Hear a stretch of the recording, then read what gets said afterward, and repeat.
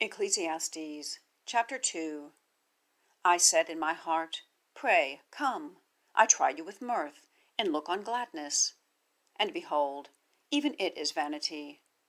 Of laughter I said, Foolish, and of mirth, what is this it is doing? I have sought in my heart to draw out with wine my appetite, and my heart leading in wisdom, and to take hold on folly, until I see where this is, the good to take the sons of man of that which they do under the heavens, the number of the days of their lives. I made great my works, I built for myself houses, I planted for myself vineyards.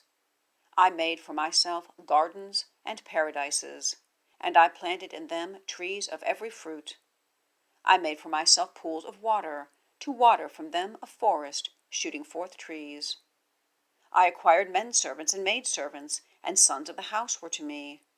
Also I had much substance, herd and flock, above all who had been before me in Jerusalem. I also gathered for myself silver and gold, and the peculiar treasure of kings and of the provinces. I prepared for myself men singers and women singers, and the luxuries of the sons of man, a wife and wives.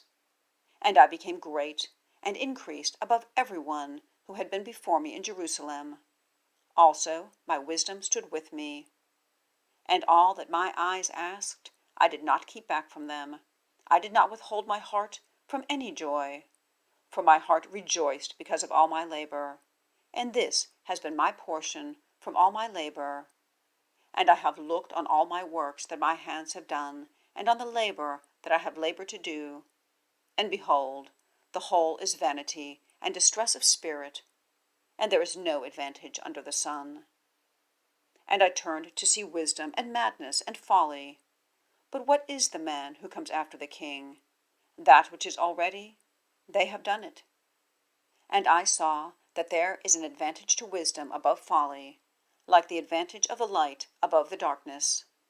The wise, his eyes are in his head, and the fool is walking in darkness.